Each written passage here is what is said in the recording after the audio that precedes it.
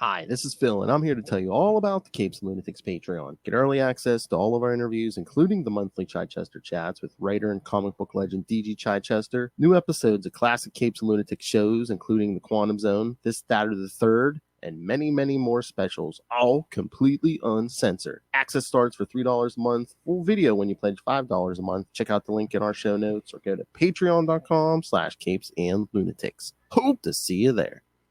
Batman, my favorite character.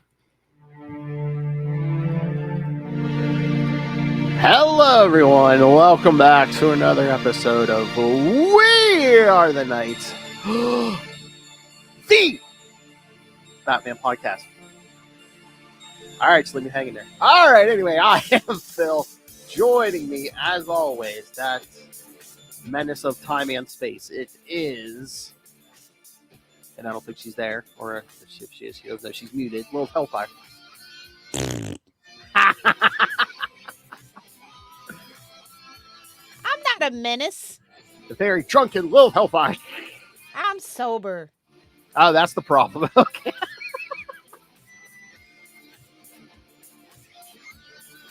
All right, kids. Well, she should be drunk. This time we are covering, yes. Well, thinks I hate her. Batman Universe 1 through 6 by everyone's favorite, Mr. Brian Michael Bendis. You know, put the Michael in there for distinction of any other Brian Bendis, you know. 3 names, just like a serial killer. Exactly. Oh. You know, honestly, I'm surprised Doug Minch doesn't use his middle name. Now that when he was writing Moon Knight, I'm like, he should totally use his middle name because that made me worried for a while. Mm. Let's maybe go check in on old Doug Minch. I think he writes too dark to be a normal, well-adjusted person. You know what though? That's the crazy thing. If you know anything about writers, right? Like Stephen King writes all these spoopy, creepy books, and he's just like a really cool person to hang out with. Every single person that famous person that knows Stephen King, it's like, yeah, he's just a normal guy. I mean, again, but that's what they say about serial killers, right? Yeah, he was such a quiet guy. I would have never suspected. Exactly.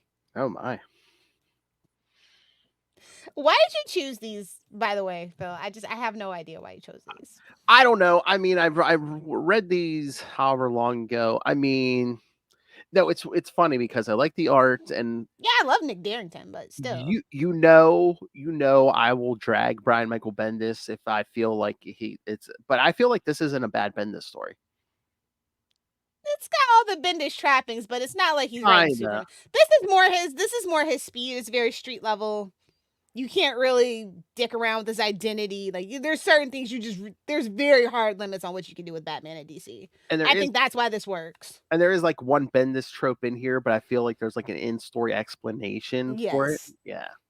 Yeah. So. I mean, I'm just really here for the art from Nick Darrington. Honestly. Oh, yeah. I loved his work on Young Animals, so. Mm-hmm. Yeah. Like, even like these covers and like there's like. And these are the ones from like Walmart or something, right? The Batman Giants from like I remember when we kind of briefly talked about them, but then they like kind of just disappeared as suddenly as they appeared.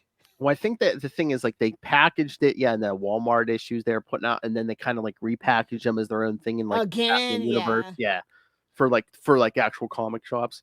Yeah. So. All right. Well, it's six issues. Let's get going, bud. Hey-o. That's all right. Little C6, and she's always ready to go. Hey-o. It could have been worse. It could have been 9. They could have went for the 9. Oh, he must have cut down on his dialogue. Anyway, all right. Batman Universe #1, September 2019. God, it seems like forever. You know, honestly, the pandemic has really just made time like an illusion for the masses, honestly. Because like 2019 doesn't seem that long ago, but it feels like an eternity because it was the before times. I mean, think about it, that's over 4 years ago. Yeah.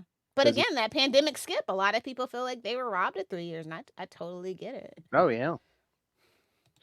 All right. I don't think it's just say Batman Universe Part 1. Okay. Yeah. Yes. Brian Michael Bendis, writer. All right. Here. Bendis. All right. Penciler and inker Nick Darrington, colorist Dave Stewart, letterer Josh Reed, and editors Jamie S. Rich and Brittany Holzer. I barely even know her. You know what this art kind of reminds me of? The newer like Teenage Mutant Ninja Turtle art. Mm-hmm. And this one, it's really funny because it's 2019 because we're focusing on the Riddler. Oh yeah. But yes, this is remember when he was a thing, kids. I don't know. Anytime I think of the Riddler, Nirvana springs to mind. I don't know. Yeah. But yes, kids, this one was reprinted in Batman Giant 3 and 4. So Batman equals Ultimate Goth Kid confirmed. We already knew that, though.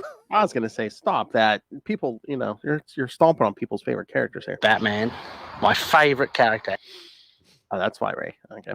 Oh wait, not even worse. Emo Kid. Yikes. And if you don't know the difference, go watch South Park. That was on the other night. Yeah, I saw it. That's what I thought of it. Alfred reminds Bruce how he's missing dinner with his guests. Well, it must be a Wednesday. But he tells him it's too late to keep... Tuesday, you mean? Yeah, true. Anymore, yeah. But he tells him it's too late and to keep them busy. He asks him to tell him about the Riddler's latest riddle, and Alfred informs him it's, when is the Riddler not the Riddler? Both of them agree it is quite mediocre for him. Dang, they're roasting him! They're like, this motherfucker is lazy as hell. Man, he must just be in it for the paycheck this time. At this point, who isn't? Hey-oh! Riddle for pay. Is that what you're saying? Stating he's going to solve the case by his own skill rather than technology. Batman. I would hope so. You are the world's greatest detective. Yeah, I've been phoning this thing in since the 90s, man. Well, he was going to computers. He was going to anyway, but it's Bendis. Come on. Just in case you were worried, Bendis knows it's all about actual boots on the ground and not bat computers. Okay, Bendis, we'll give you the benefit of the doubt on this one. Batman zips past a building to a hotel and asks Alfred if anyone at a hotel where the alarm are going off has been injured by the Riddler.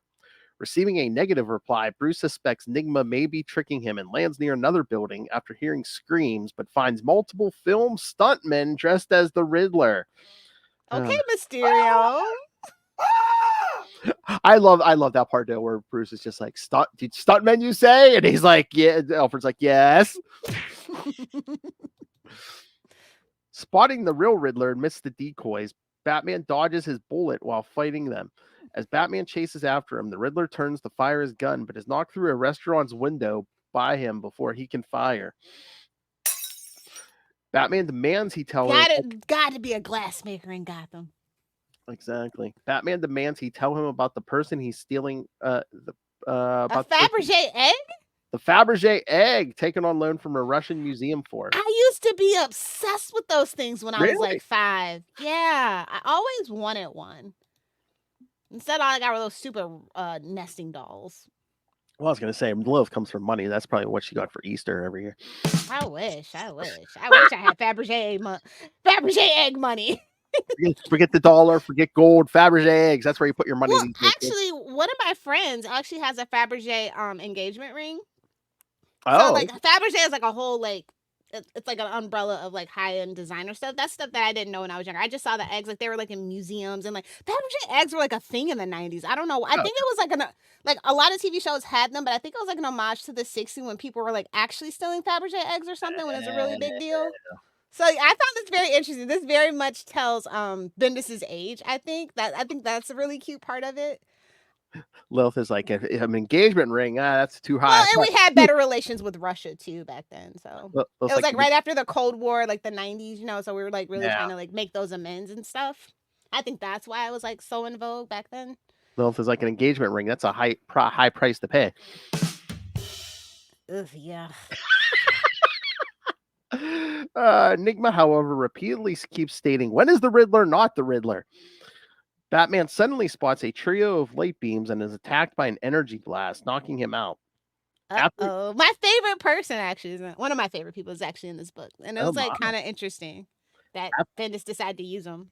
After he wakes up, he learns that the real Riddler escaped with the egg and that the stuntmen were hired under a false assurance of performing a show by a couple of people claiming to be producers. Well, at least you kept your shirt on, kid. He tells Commissioner Gordon that the Riddler was doing someone else's bidding and learns from him about the museum's curator, revealing the name of the original owner of the egg as Jonah Hex. Gotta get it right. Jonah Hex! Batman later arrives in a small town. F in the chat for Megan, what's her face? Megan Fox's career. She ended up with Machine Gun Kelly. Jesus. What a waste of butter. Oh my. I mean, if they're happy, they're happy, but yeah, it would have been my favorite pick for her. I don't know who to feel sorry for. Well, I mean, better than Brian Austin Green, right? Oh, what? They were married forever. I know. Yeah, I still like him, but he is a total burnout. So, do what you got to do. Meanwhile, this Brian, is that as a 90210 fan, okay? Like, I can say that. Nobody else can say that. Meanwhile, shout out to Jason Priestley. Did you see? He's on that TV show Wild Cards on the CW. I was like, oh, bless your heart, buddy. Meanwhile, Ian Ziering is fighting off biker gangs. In Sharknadoes. Let's never forget Sharknadoes. No, supposedly he just fought off like a real biker gang. Oh, really? I didn't see that. Then supposedly he got attacked and he was like fighting off a couple guys. Yeah. Beverly Hills is getting rough. That's not hilarious, but it's kind of hilarious. That's something that only would happen to Ian Ziering, honestly. Batman later arrives in a small town in Texas while looking for Ginny Hicks, the great-great-granddaughter of Jonah Hex. Jekyll. Yep, gotta get that Jekyll. You wonder why he put Jonah Hex in there. Because he can use the great-great-granddaughter who he created. Exactly. Hey, look, if we don't give who guff for Stargirl, we're not gonna give him guff for that, all right? I get it, yeah. Knowing that she donated the Fabergé egg to the Russian museum, he asks who gave it to her. She responds that it's a family possession and she gave it to the museum since no one was going to pay her a high price for it, but refuses to tell him about any strange people visiting her. Ginny states she knows the egg originally belonged to Jonah Hex, but if he came here because it's stolen, she wasn't behind it.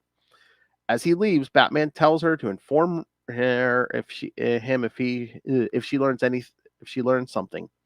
After learning about the Riddler's location, he travels to Amsterdam. Nigma, who is at a club with Finn, grows impatient while waiting to meet a certain person, but gets assured he'll be safe. Batman soon arrives at the club and is confronted by Deadshot, who's been hired to keep the Riddler safe. The mercenary is eventually defeated, but he distracts Batman by stating Nigma is fleeing. Green Arrow, however, intervenes and knocks Deadshot out with knockout gas, while also capturing the Riddler. So, I just want to say, I think it's so pretentious that he spelled Jenny with an I. The I isn't where you think it is. Oh! That's those vibes for sure. He's literally throwing everything in the kitchen sink at this story. It's so hilarious. Like, I get like why they're trying to like make Batman universe a thing, because like for a long time Batman was just kind of in his own corner. If he did team up, it was like with the Justice League, or if it was with Wonder Woman and Superman. He didn't really, or like the Outsiders, but it wasn't ever just like, hey, let's just, so I kind of get the vibes. Well, and again, too, remember this is for the Walmart thing. I think they're trying to draw people in to buy showing everybody like, oh, you got Deadshot. We just had that Suicide Squad movie. Look, Green Arrow. He's on TV. He was just recently on TV. Yeah, exactly. Yeah. But trying to showcase as much of the DC universe as possible through Batman. Yeah. It was smart. I just didn't, I didn't think it went far enough, I guess. Oh, yeah. Well, again, it's like each of these issues was like half was in each of those Batman Giants, so I guess like a couple pages every of those Giants. Which is just like a little too confusing for normies. Yeah. Normie. Oh, can we talk about Gen S before we leave too? Okay. Sure. You know the new Trinity? Oh, yes. Okay. I'm like, that's out, right? I didn't just spoil something. Like, whoops. No, from the back of Wonder Woman. Yeah. Yeah. Okay. It I'm took, like, I got 50 things going, Lilith. It takes me a minute. he's an old man That's right. with ADHD. He can't help it. All He's right. like, Generation Suck It? What? What are we talking Wow. Generation. Our whole family can suck it. I will say, one of my favorite lines out of these 6 issues is in number 2. It's when Green Arrow just goes, and this is why everybody hates your rose. I was like, finally somebody said it. All right. The Batman Universe number 2, October 2019. Same team. I like this cover. Oh yeah. Those two look like they're about to punch each other in the face. He's like, I want another Arrow car. I want my cave to be named the Quiver, not the Arrow Cave. Whoa. Because Green Arrow is a ripoff of Batman. No. Unabashedly so. So Well, it's yeah. like things that would make sense for it to be like Arrow theme. No, it's just the Arrow Cave, the Arrow car. It's like, it drives me crazy. As Green Arrow and Batman interrogate the Riddler, he asks them one of his first riddles Batman had heard. Enigma responds that him being chased around by Batman has mentally exhausted him, and he's been a nightmare for him since the very first time they fought. As he asks another riddle in response to Batman asking about his employer, the Amsterdam police surrounds them.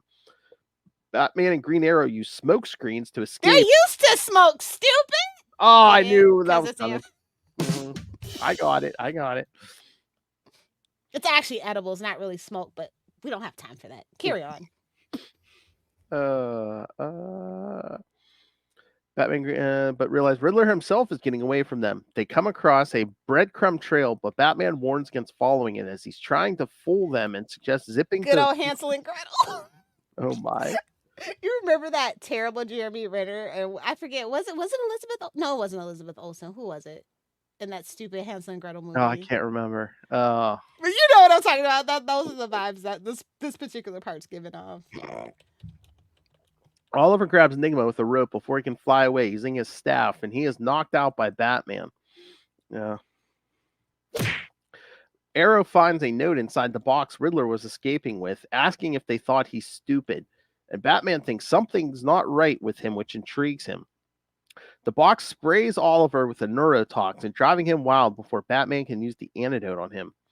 As the two fight, Bruce eventually overpowers him using his shock gloves, allowing him time to use the antidote. Arrow realizes that Riddler escaped, but Batman states he has a tracker on him.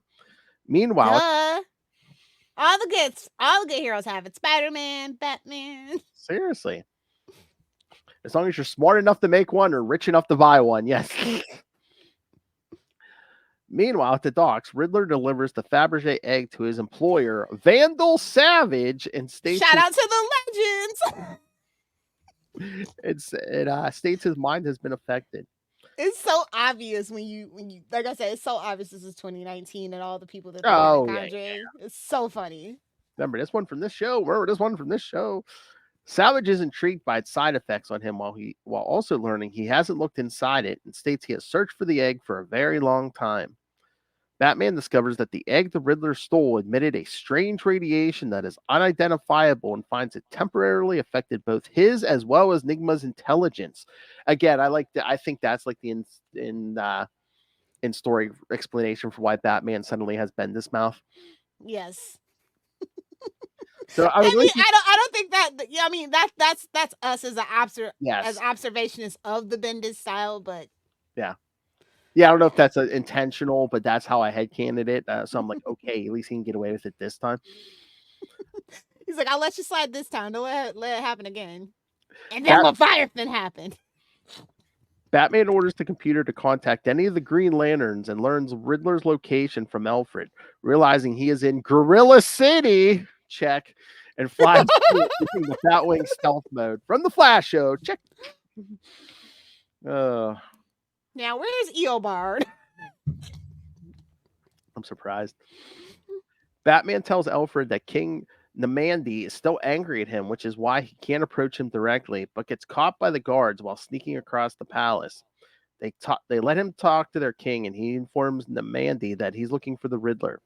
One of the gorillas reads his mind and tells the king that he's speaking the truth, leading him to state that the Riddler has a dangerous artifact in his possession.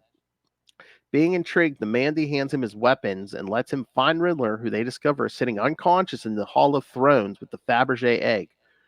Bruce notes that this is accredited to Superman, but realizes it's not his handwriting. The egg, however, starts glowing, and Batman finds himself mysteriously teleported to Thanagar.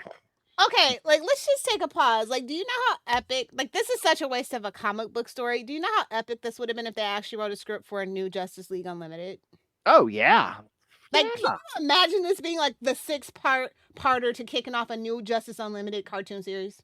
Oh yeah, I mean, look how many heroes we're gonna get in this thing. I mean, yeah, you could have built a league out of it. Yeah. Such a waste. I know. Maybe I'll just put that into the atmosphere. I think this is the perfect setup for that. And like I said, listen, there's things that Brian Michael Bendis is bad at, and there's things that he's good at. Putting together a team. People really seem to love and respect him and work well with him. I mean, look what he did for the one. It was such a bummer when he was like trying to really start that little imprint. He did a really good job, but it just didn't catch on, like with the Wonder Twins and all that other stuff with like young animals and all that stuff that he was trying to do on the imprint for younger kids. It just didn't catch on. They just really didn't advertise it as well. But I thought all those books were very well put together, had a purpose, very thoughtful. Like, I think that he would be good as like an executive producer of like a cartoon with like a team around him to like kind of keep the Bendisisms in check. One thing, like we mentioned before, take this, he created this story. Have someone take the plot of this story. Well, you know who, his cohort. Yeah. Well, have David Walker, create a Justice League cartoon out of this. Yeah. No, those two working together, they really do work well together and bounce ideas off each other. And I really feel like they balance each other well. I mean, on the phone. I'm just gonna put this into the atmosphere since we've been kind of on a hot streak. So yeah. All right. I mean, they fixed the Trinity, just not in the way I wanted. They just gave us new one. Yeah. Well, again, I mean, you gotta be specific with your intent when you're manifesting. You gotta be specific. Well, and again, too, I mean, they're waiting to get as far away as they can from the Snyderverse and stuff before they restarted Justice League and stuff. Yeah. Oh, but did you see? I guess I don't know if they're putting out like a semi-official, like it's not the actual Justice League. What is it supposed to be, like Justice Gang or something? It's gonna be like Guy Gardner and a bunch of people or something. It's gonna be like more street level or something. No, I didn't see that. Mm-hmm. But it's Guy Gardner, so we gotta take that with a grain of salt about what that's gonna be. Yeah, it's probably gonna be like a mini series or something. Yeah. But I mean, anything to get the crew back together. Oh yeah, definitely. So sorry for that default, but like I just like when I was like reading this, I was like, this would be such a good like bouncing off point for it. Mm-hmm. All right, you ready for number 3? Let's do it. All right, Batman. Batman and dinosaurs, baby. Boy, they were really aiming for the kids on this one. Boy, I can't tell they're I can't. Remember that Batman cartoon for like kids that they had those little toys for? Do you remember? Yeah. I feel like this is where they got that idea from. I remember it was one of those movies like with Batman and a dinosaur. I can't think of the name of it though. I can't tell they're trying to go after young boys. Batman and dinosaur. Next thing you know, there's gonna be monster trucks. Batman Universe number 3, November 2019. Again, Batman Universe Part 3, same. This is reprinted in Batman Giants 7 and 8. Bruce is told to take off his cowl after waking up and remembers he's on Thanagar. Being told to disarm himself and take off his bat suit, Batman realizes they suspect him to be a threat and asks to contact Qatar Hall, who can vouch for him as he's a good friend. Yes, he remembers he's on Thanagar, not at his local weekly S&M appointment. Dominatrix, yes. Hey, Selena deserves more than that, so. Well, not her. I mean, the Thanagarians, however, refuse to believe him, even when he states he's a teammate of Sha'ir Thal. Well, she's kind of sketch at times too, so. if you're not reading the Bendis Justice League, remember that cartoon? He tells them that he's Batman, a founder of the Justice League, but they respond, it doesn't mean anything to them. Oh, that'd be the best They're scene. like, you're not on Earth. Get the hell out of here. That'd be funny if they did one of those Guardians of the Galaxy scenes. I'm Batman. Who? Exactly. He informed. See, Ray, we're over here roasting Batman, and you're missing it. Well, Batman, my favorite character. Again, you don't want to knock that Marvel Snap Monkey off your back in a day or two, Lil. Come on. Oh my God, I said something to him. Was I messaging him and Justin or something? And I said something about him being, you're going to get that Marvel Snap Monkey off your back. And then what did he say? He got something for that damn game. What did he get? New magnetic dowels. He goes, Okay. the monkey will be on my back for some time. He said, oh my God. The first step to defeating your problem is admitting there is a problem. Yeah, let's just gun it towards that brick wall. Sometimes you got to hit rock bottom, Oh my Lord.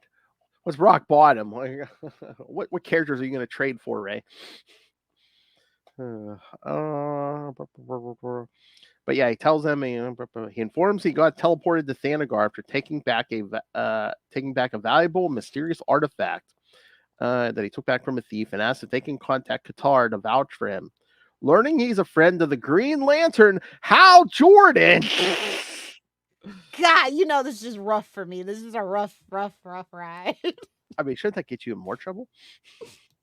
I, of course, love Hal Jordan. They, however, release him, and the chief officer, Jigsaw Hall, requests he come with them to the science lab for medical examination. Remember, dong is a medical term. Whoa! I mean, who are you talking about? Hal Jordan? Both is medical term. Fight me, nerds. That's an old one. That's like your second draw. It's like back when we couldn't curse. Those are back in the before time. I know, that's before Superior Puss. That's before all of it. Oh my Lord. As Batman flies away using artificial wings and when in Rome, bare chested. Batman did. I mean, my favorite biscuit. Somebody's favorite biscuit, not mine. Oh my God, I need to string together a drop of Ray going, Batman, my favorite biscuit. Well, he doesn't listen to this much, so we probably could trick him into saying it. Well, I have him already saying Batman, so I just need him to say my favorite biscuits. As Batman flies away, or croissant, as the case. My favorite Rue Burger. As Batman flies away using artificial wings, one of the Thanagarian officers states that the thing that teleported him might have been an unstable quantum core. Not a quantum core! While talking about its peril there, however, suddenly attacked... Boomboxes and mother... Oh my! They're attacked by Onamar Sin. During the fight, Batman gets mysteriously teleported back to Gorilla City and witnesses Namandi along with his fellow officers lying incapacitated. Learning from him that the man who attacked them and called himself Vandal Savage, he collapses before he can tell Namandi about him. I'm surprised we used Namandi. Like, it had been a long time since we used Namandi. And then we had that brief resurgence when which is probably why, because when Bendis was writing it, remember they had that, like, I think it was a miniseries for Namandi. Mm-hmm. So I think he was like really trying to pull in all the newer stuff together. Maybe that was his goal. I don't know. Tough to say. DC's been in shambles for a decade and a half now, so it's tough to say. See, the rest of you people worry who the king and queen of England is. The rest of us worry about who's ruling Gorilla City. Exactly. Or who's the mayor in Marvel's New York, That's true.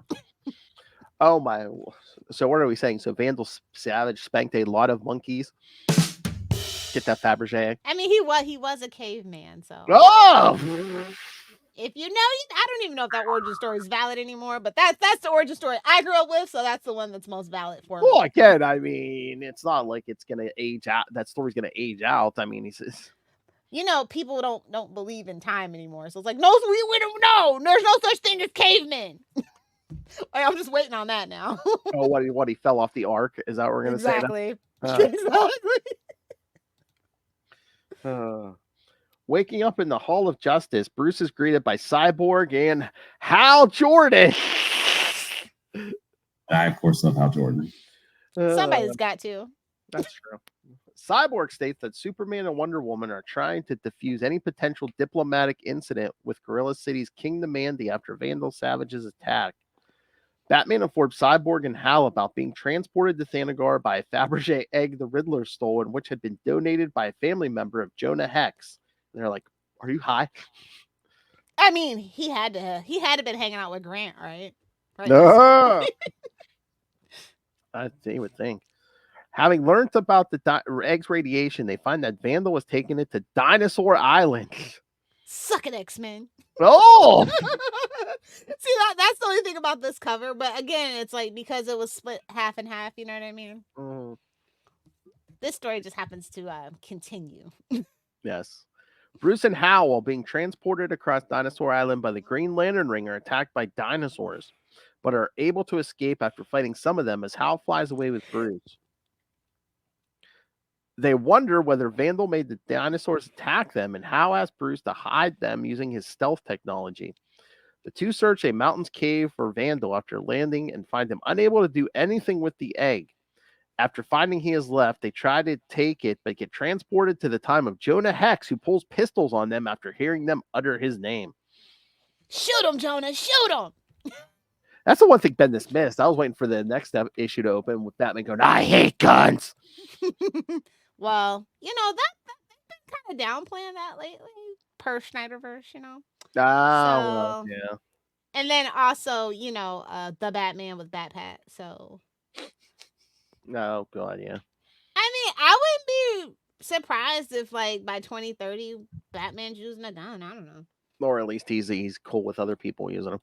Yeah. Well, Alfred's got the whole Wayne Manor stash with guns. This we know. Well, yeah. He's like, Bruce might not like guns, but babes, I'm strapped and loaded at all times. There's his autobiography, Ballistics and Butler Parties. The Alfred Pennyworth story. Part 4 is a pretty cool cover, too. If they would have made this as a poster. Oh, yeah, with Batman, Green Lantern, and Jonah Hex, yeah. Yeah. Although this is not my favorite art style for Jonah Hex. It's still pretty good.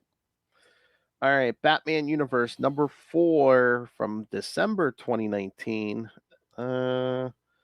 Again, reprinted in Batman Giant 9 and 10. As Batman tries to introduce himself to Jonah Hex, the latter aims his revolvers at him and Hal Jordan, asking how the oddly dressed strangers know his name. Taking off his mask, Bruce asks if he has ever met someone named Vandal Savage, and Hex replies in the affirmative. Batman gains his trust by stating he must have encountered advanced technology he couldn't explain about to anyone, and that a Fabergé egg in possession of his great-great-granddaughter sent them into this time from the future. Jonah tells Gary, who's been accompanying him, to leave the two alone and talks with them in private, stating it is likely true even if outlandish. Realizing they need to change their clothes, Jonah finds them something that suits his time. The two realize that going to the last place he saw Savage will take 6 days on horse, and Hal decides to use his Green Lantern ring, which only horse, which only has 39 minutes of charge left to transport all three. The clock's ticking. The clock's ticking. Tick-tock, tick-tock. Yeah, look at that cover. Make that a poster so we can send it to Ray.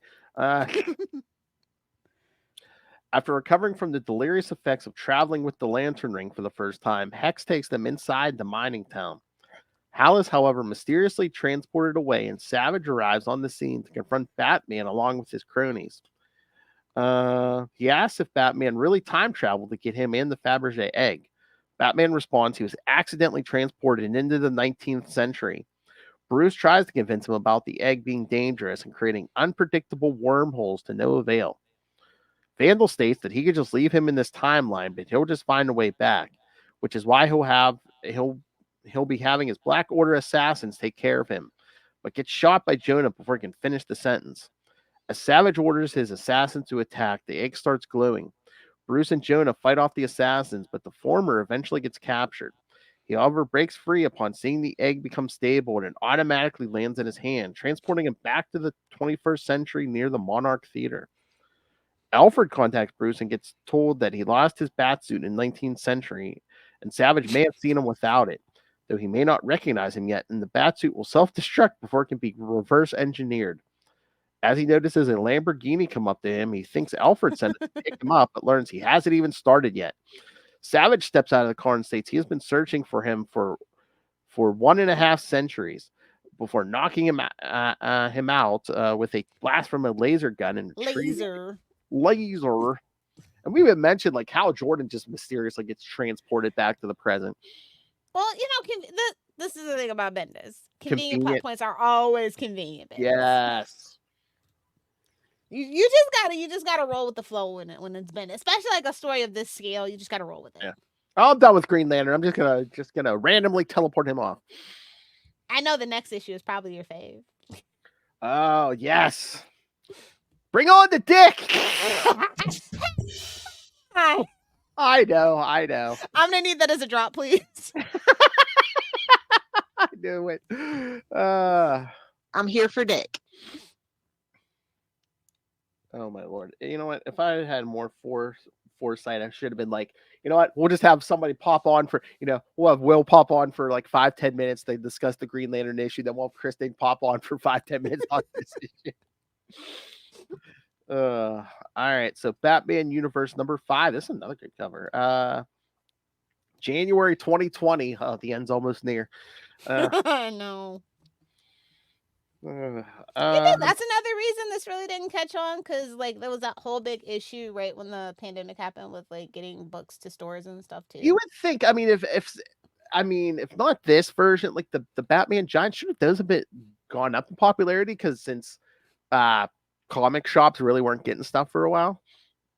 Well, and that also you got to remember that Walmart was closing super early too, and we like F in the chat for 24-hour Walmarts, right?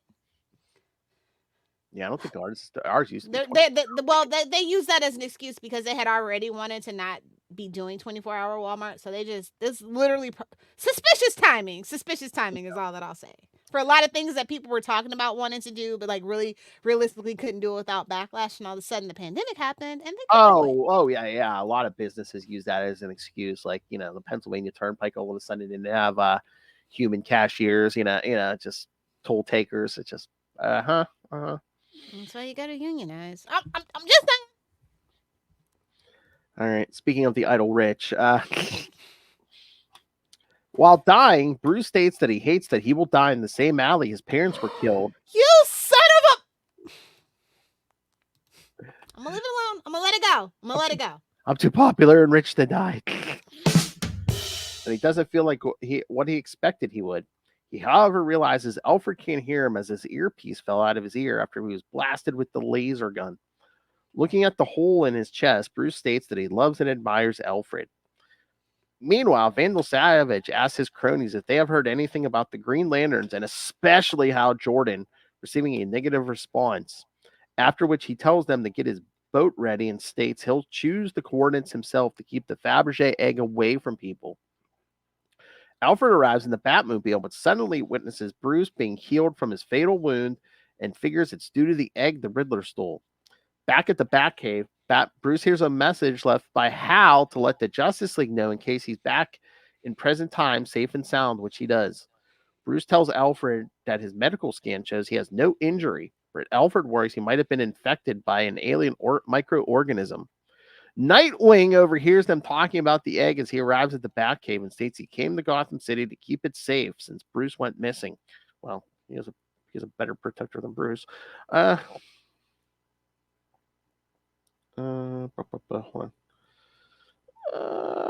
Bruce shows him what saved him from dying and tells him to come along to track it. The two travel out to the ocean in the Batcopter and learn Savage is taking the egg away from civilization in a submarine. After landing, they fight Savage's Black Order ninjas and infiltrate the submarine, but eventually get knocked away by the egg in the hands of Vandal Savage. Suck it, Moon Knight Copter. Oh, damn.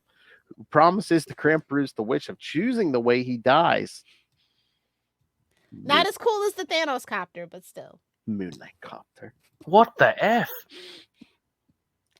Savage tells Batman he really means about letting him choose how he will die as a last wish, but the latter tries to warn him about how unstable the power source inside the Fabergé egg is. Savage, however, doesn't care and tells him, as well as Nightwing, to choose their method of death. Batman, however, states he is not scared of him, confounding him as to why he's stating the obvious. As Bruce recites the Green Lantern oath, the power source inside the ring escapes and is revealed to be a white lantern ring, which chooses him as its possessor. Babes, we all know that that's not your color. It's the violet ring. We all know the greatest white lantern is Kyle Rayner. And I will agree with you on that. That is where we can agree to agree. Oh, nice. I told you that. I really liked that when he got that and he did the thing with the Metal Man. That was a great look for Kyle. Mm-hmm. And remember, kids, listen to Sector 2814 right now as Will and I are in the midst of doing everything Blackest Night. It's a good story for the Green Lanterns. We're almost halfway through our 13 weeks. So you'll make it. It's okay. Oh, no. We are.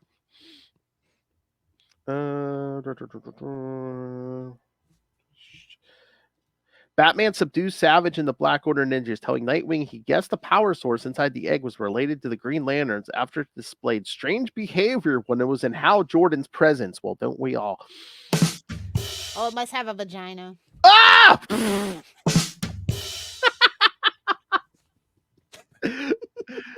Can you say my vagina? Teenage, you say? Oh, I didn't even go to... Well, it wasn't me this time. It wasn't me this time. He theorized earlier that's either an earlier version of the Green Lantern ring or an unstable one or both. But it turned... What, the ring or its wielder? But it turned out to be different than what he expected. As Nightwing tries to take the ring off, Batman stops him, stating it might attack him as it seems to automatically defend itself and its wearer.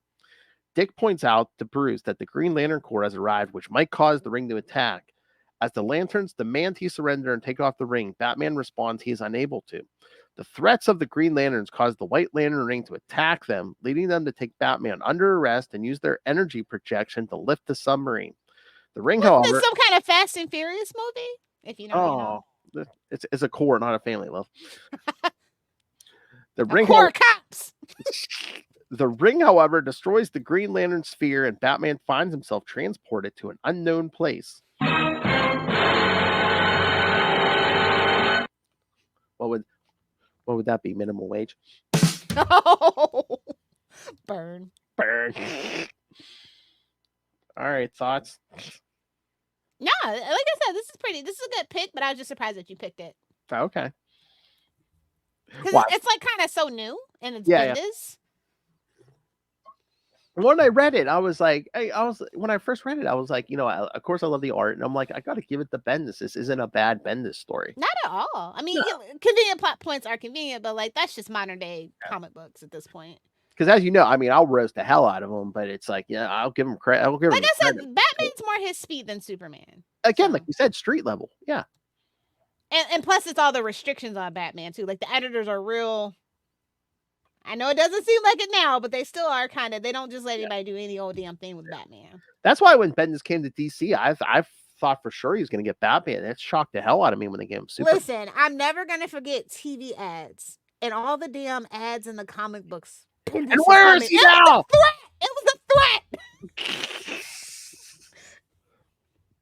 Rubbing their Bendis all over.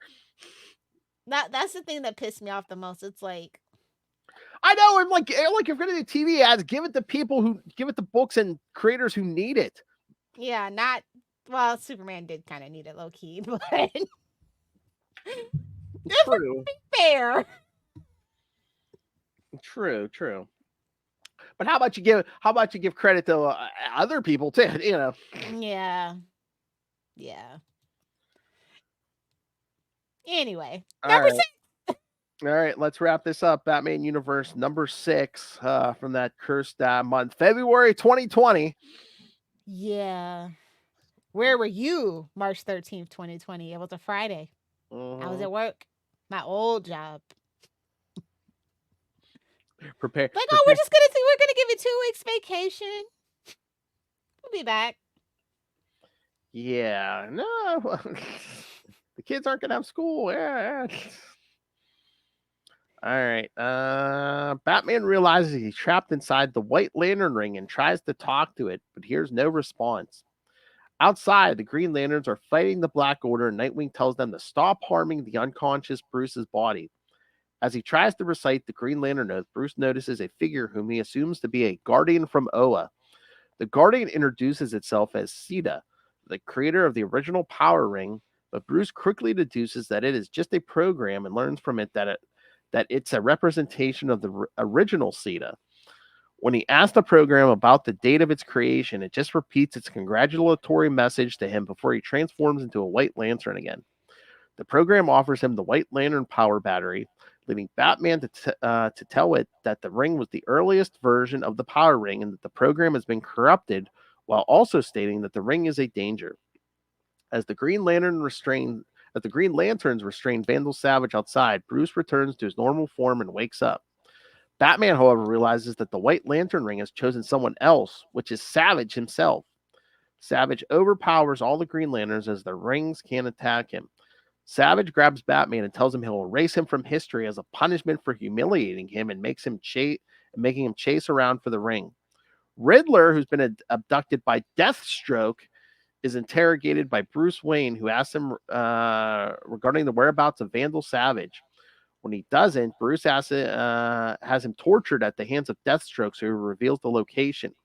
Wayne sneaks into Savage's estate, and after finding him, tells him they met at a party for Lex Luthor, and he came to meet him because he's been having dreams regarding him, an egg, and a ring. Hail. The White Lantern ring passes on to Bruce, and he gets transported inside it. Savage tells Bruce he's been trapped inside the ring for many years, and now he needs to restore Batman into the timeline in order to get out. Bruce then remembers his memories as Batman attacks Savage, who tries to kill him, but is prevented by the ring. Sita tells that those who were chosen by the ring and haven't renounced the Green Lantern Oath are safe from being harmed by it. It also shows them that the ring can open portals through time and space now that it is safe. Batman and Savage fight each other through many different places and timelines before Bruce grabs the White Lantern ring. Back at the submarine, he lets Tomar 2 take away the ring and wonders where Savage went. It's then revealed that Vandal got transported to Old West, where he is arrested by Jonah Hex. Sometime later, Batman stealthily returns the Fabergé egg to the museum the Riddler stole it from, and one of the guards realizes it was him who put it back. Thoughts? Kind of a cop-out. Leave time travel alone, honestly. I know. Well, you know what? It could have been worse. It could have been. It's given. You know what it is an homage to, right? It's What? a crisis story. You know, Oh, yeah. Batman's chasing the bullet that killed him. You know that's the vibes. Yeah. So it's not even that even an original thought.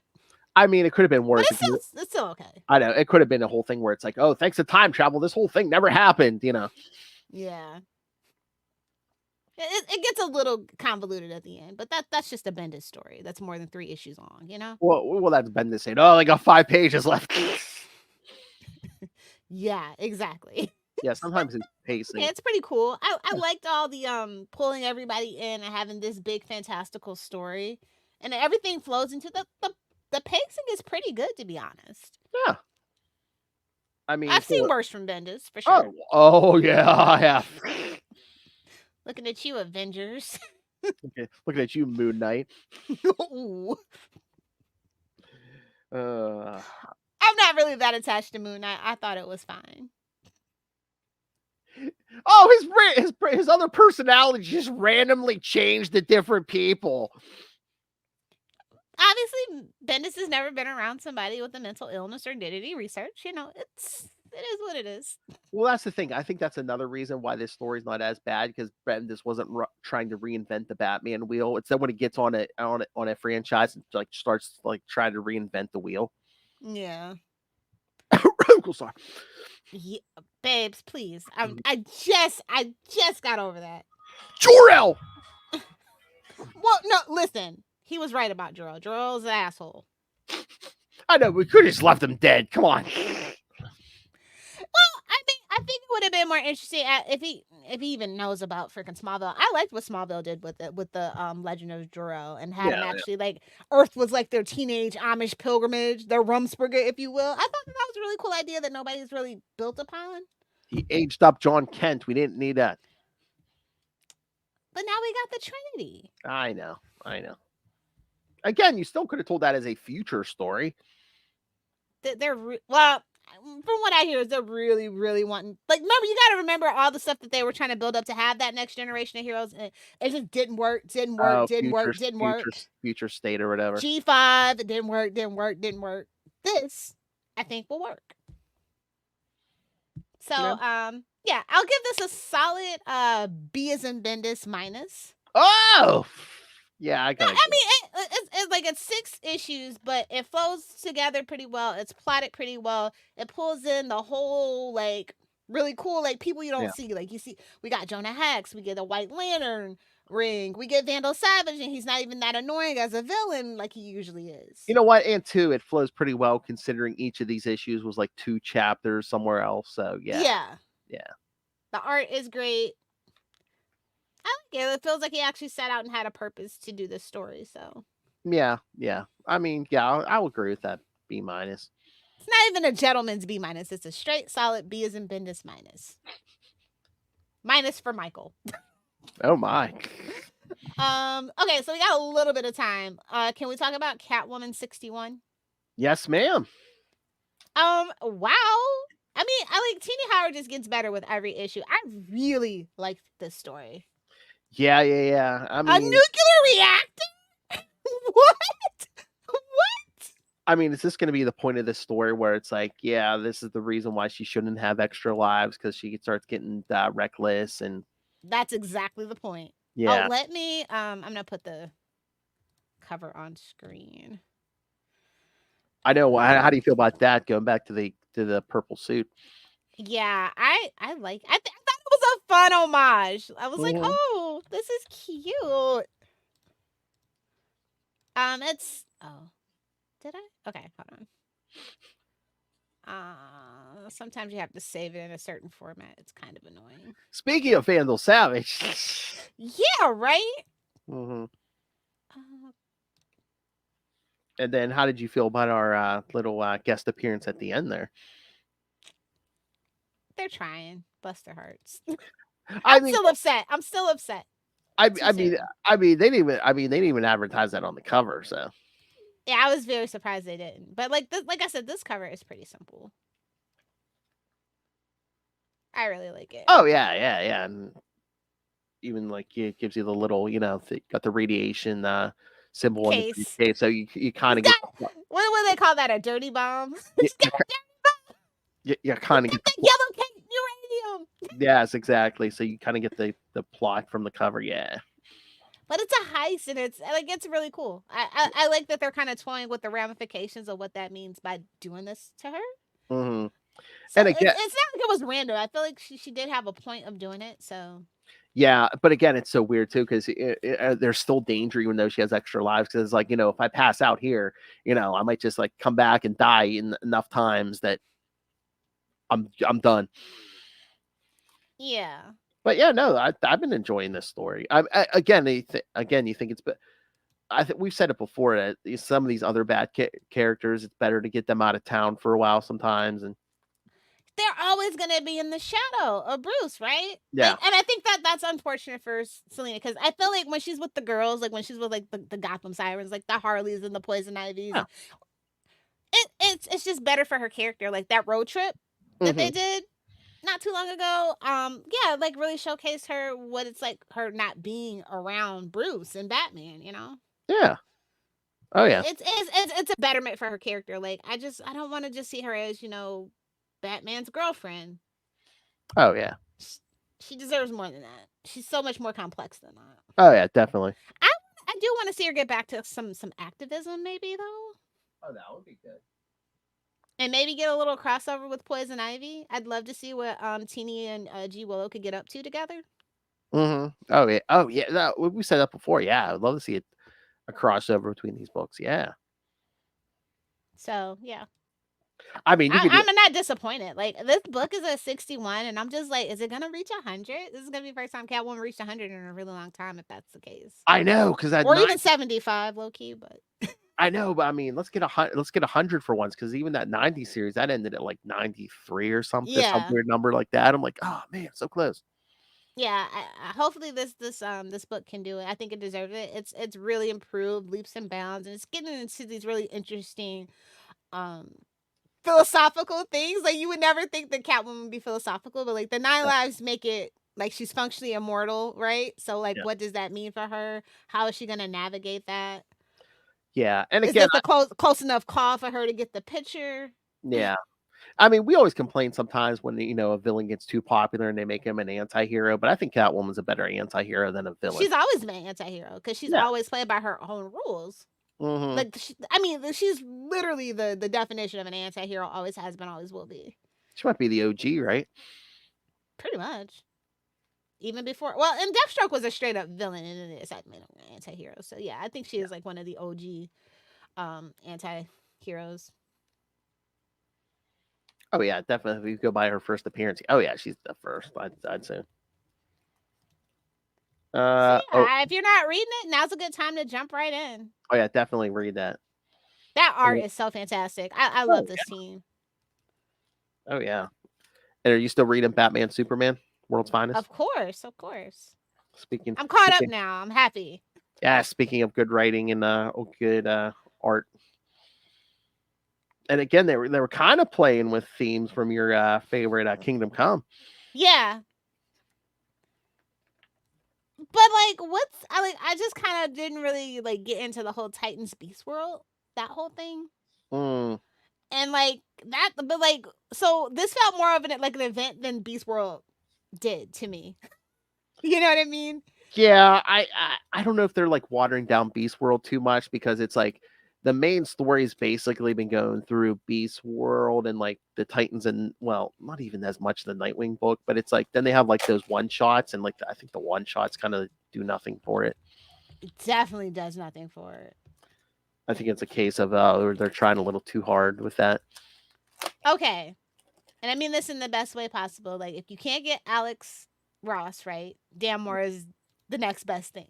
Oh yeah. For like, if you're gonna tell like, some Kingdom Come style story, I think Dan Moore's art is so beautiful. Like, every single page could be a poster. Like, every single panel could be a poster. Oh yeah. So good. I'm surprised they're not like hawking, every other Dan Moore page is like a poster or something. Yeah, I'm surprised. Not that I wanted to, but it deserves. I'm surprised it's not like a $4.99, $5.99 book. Yeah, it's very quality storytelling. The art is amazing. I wouldn't mind. I wouldn't even bat an eyelash to pay that much, but like, just keep that between us hens. Let's not give them any ideas.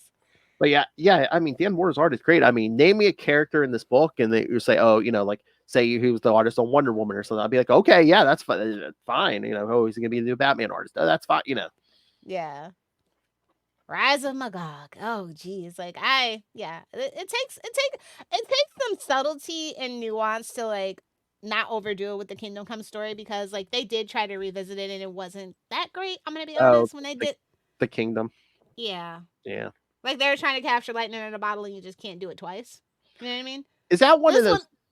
Is that one of those things where it's like you don't need to get into every single detail of the backstory of that thing? Exactly. Leave something to the imagination. I think that's what it was so great. Like, that world didn't need to be as built out because we saw what we needed to fill in the blanks ourselves. And sometimes headcanons are much better than actual canon. Yeah. Yeah. So, and again, and I mean, drawing the dark side can go wrong. I mean, Dan Moore's even got dark side down. Yeah. Definitely. Nightwing 110? Yes. So what did you think of that? What do you think of Nightwing 110? Basically Nightwing and John Kent teaming up to find Damian. Mr. Mitten. Yeah, I was gonna say this book was $5. Again, well, you know what? I kind of like. I don't know if they've been listening to us, because the first one I noticed was Action Comics. Last week, and then this week I noticed with Nightwing, there's no backup. They're doing like the bigger issues again, but it's just one story. So I like it better. I think well, outside of Wonder Woman, I think the backups are flopping because they're just not that interesting. Yeah. It's like, especially with Nightwing, you definitely want a little bit more time with Nightwing for what his fans do, at least. So Yeah, exactly. But it was also like that tie in the Beast World again. Like that's what I mean. I'm just like, okay. Yeah, but at least I mean they're not going heavy because I think this is like the only Beast by next issue. It's not even going to be Beast World next issue. So good to Yeah. know. But yeah, I'm glad Tom Taylor has his footing on one book at least. It's the book to have it on because Nightwing fans are brutal. But I do. They are not forgiving. But I do know he's been playing with this for a while. He does kind of like that, Nightwing being another mentor for John Kent and stuff. So yeah, to bring in back what Superman did for him, yada yada yada. We know. Well, again, it's like well, if another hero is Superman's like if another hero is going to have influence on my son, do I want Bruce Wayne or Dick Grayson? We all want Dick. You're welcome. Hey! Oh my. So, in case you didn't know, I do want to let everybody know, just in case you don't know, John Constantine Hellblazer #1 is out. You should probably go get it. Oh, Dead in America, I did pick that up. Yeah. Yes. I don't know if people were no tea, no shade to Simon and Aaron. I don't think that people were actually clamoring for that. We just wanted a John Constantine book. I prefer if the original creator would write it, Yeah. That would be ideal, but Simon's, it is what it is. Yeah. Not really cool on the premise, but I'll take John Constantine any way I can get it at this point. Yeah. Well, yeah. And it's kind of giving, like, they're trying to tie it back into Sandman, it seems like a little bit. And I'm just like, yeah. I thought we agreed that we weren't going to do that, but we'll see where it goes. They're kind of are they trying to do like a Vertigo-esque line with like the Sandman stuff? Yeah. I heard that they were trying to revive that and actually get another season of that TV show going too. So.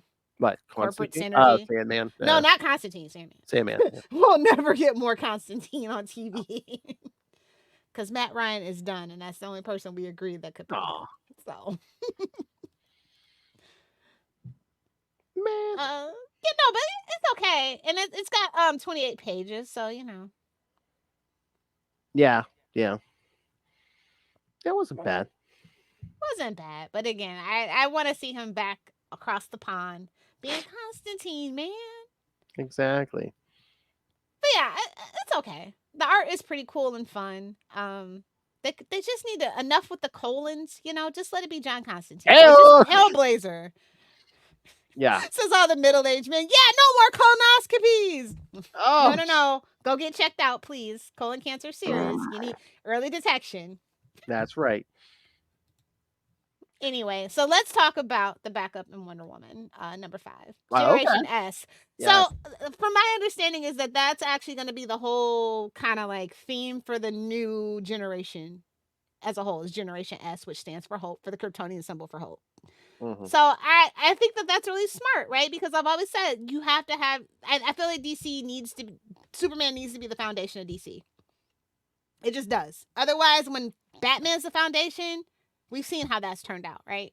Oh, yeah. I mean, look at that Snyderverse. They tried to tell the whole thing through the Batman lens. Or even the New 52 reboot. Like, the reason they wanted to reboot it and why things got messy is because they wanted to keep Batman young forever, but it doesn't work because he has so much backstory, so many people that he's taken in. You can't do that. Superman, he literally could be immortal because of our yellow sunlight. We don't know.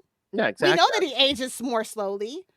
And to see a perspective of hope and somebody that was raised by actually good people in the Midwest, it just focuses that your universe to be something different than looking at it from a rich man who's suffered this tragedy that can't get over it. It's just different. It's a different perspective. Yes. And the fact that, Wonder Woman's daughter came up with it and they kind of agree on it. And they're racing kangaroos and Themyscira. Like, it's just utterly ridiculous and fun. And that's like what comics need to get back to. Oh, yeah, definitely. Like, I was kind of hesitant. Like I said, I always kind of like saw Wonder Woman actually having Wonder Twins because that just makes sense, right? But like her daughter, her name's Elizabeth. It's fine. It's fine. I'm over it. And it's been a good fun romp with the the new gen Trinity. I kind of really like them. I mean, they need, I think, to do either a mini series or an ongoing with this. I think it's been really well received now that they have the team name. I'm expecting probably by June we probably will get a miniseries or so. June or nice. July. Yeah, get that popular. I mean, you could spin an animated series out of that even. Yeah. I definitely think they found the formula, they found their footing, and now they need to just actually springboard off of that. Bring in Roy, bring in Wally, you know. Mm-hmm. Actually get that like Gen 2 Justice League, go and build the universe out from the new Trinity and just see where it goes. I think people will like it. I liked it. I was really surprised that I liked it. Oh yeah, I liked it. But yeah, just the utter ridiculousness of it. They're just in Themyscira chilling on kangaroos. Like, what? What are you smoking, people? But it's just like I said, it's fun. Like comic books haven't been fun in so long. Like it's been so serious and political and you know, I'm sick of it. And the theme even makes Damian better. Yeah, well, John makes Damian better. Oh yeah. Like because John's like, well, for a long time it was just John and Damian. You know, that we saw like the Super Sons and we saw like what a good influence John is on Damian. And then the fact that he was like kind of scared to lose John as a friend when Elizabeth comes along and they're kind of like, you know, he's trying to figure out his place within the Trinity. It just kind of makes him better. And now that he's warmed up to Elizabeth, like it's giving Stephanie vibes. Yeah. When they were first met, you know, he's just kind of like a jerk, but then like he warms up and yeah. I find the new Trinity's dynamic very, very funny because it feels like John and Elizabeth got along better than like Damian and John when they first kind of met. It's just really funny to see those dynamics versus like how their parents were, you know, like because it was more Batman and Superman, then Wonder Woman probably like a decade later came along and like actually became part of the Trinity and they actually put effort into it. So Again, like you said, I think that's the most successful of those backup stories. Yeah, definitely. Although maybe that was the whole point. Maybe that was their experiment to say, hey, let's see what clicks. Yeah, because it's like, babes, it's not the 1940s. I don't need backup stories. I need more pages in my actual story. Thanks. Yeah, if you're gonna give us a bigger issue, but this couldn't have been a book on its own for sure. I think people have been super apprehensive about it, so it kind of made sense because people have just been kind of super apprehensive about Wonder Woman. So it's just like I felt like these backup stories were another reason for more than just Wonder Woman fans to read the book. Do you know what I mean? Yeah, they kind of test the waters. Yeah. So that totally made sense for me. And I definitely, if they don't spin this out by June or July, or at least like by the end of the year, I don't even know what we're doing anymore. Yeah, you got to strike while the iron's hot. Mm-hmm. And you got to have like some kind of forethought and like some trending forecast predicting capability, which I don't think the DC team really has at this moment. They're kind of in shambles. But like if anybody worth their salt, you just kind of have to push the new Trinity and hope for the best at that point. Don't worry about any of the other next generation heroes. The new Trinity needs to be the focus. Oh yeah, that's it. That's all. Sorry, Yara Flor, you're out. Yeah, I mean, she was in that Wonder Woman issue, but yeah, it's like no, let's just forge ahead on the next generation. It's time. It has been time for a new generation for so long. Oh yeah, like the fact that Miles Morales is basically next gen Spider-Man, and he's been around for how long? And we haven't really had next gen. Like the fact that Nightwing's just been out there and like the Titans, like we just kind of see them as like side teams, not like the actual next generation. Do you know what I mean? Yeah. Well, again, the more characters you spin out, the harder it is for them to keep track. So it's like, you know, Dick Grayson, Jason Todd, Tim Drake, and it's Damian, and it's just like, okay, what's the age gap, and how much of an age gap is it between Dick and Bruce? And the math just keeps getting more and more complicated. The math ain't mathin', as the kids say. So on that note, I thought it was a really great week for DC for sure. Almost every single book was pretty good. The Superman books were pretty cool. Mm-hmm. And then the Wonder Woman. Then we had Justice League versus Godzilla versus Kong was out.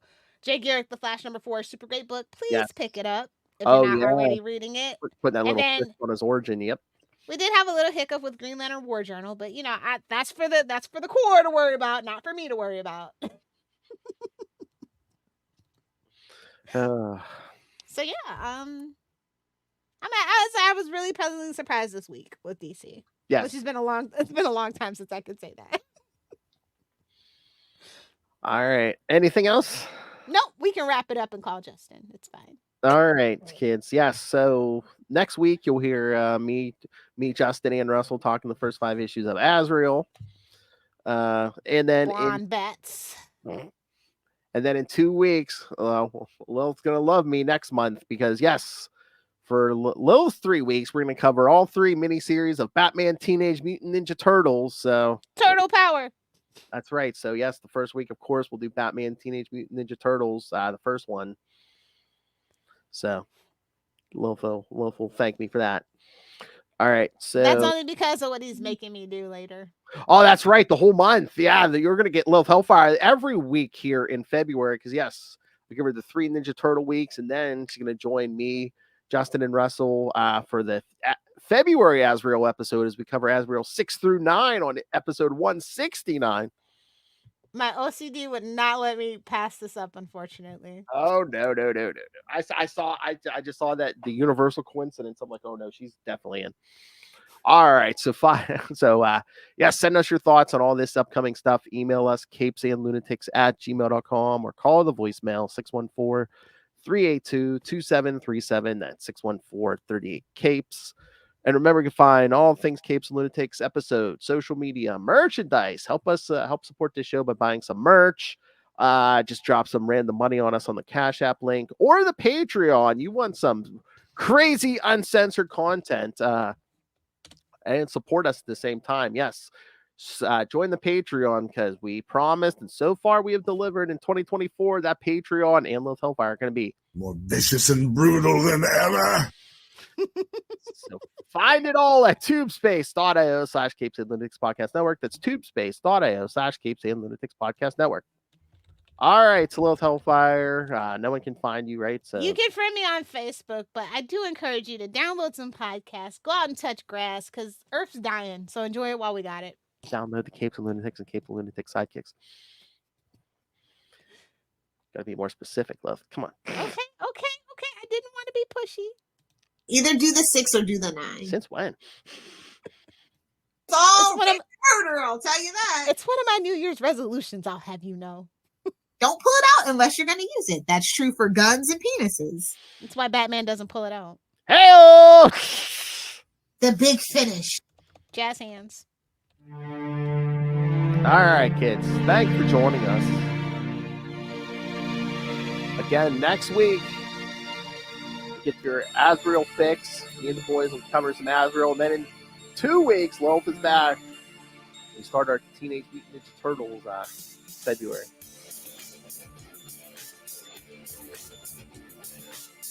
Batman Teenage Mutant Ninja Turtle crossover. Oh, and then did I tell you in March we're going to do the Batman 66 episodes as you requested? Yes. Well, yeah, kids, you're going to get some different stuff here in the next couple months.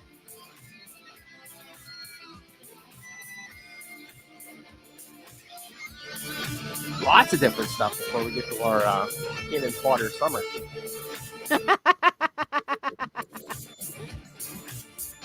All right, so join us next time, kids. Join us same bat time, same bat channel. We're the night. The Batman Podcast. And remember, kids, what's this most scary Batman? The talkative one. When's a riddle not a riddle?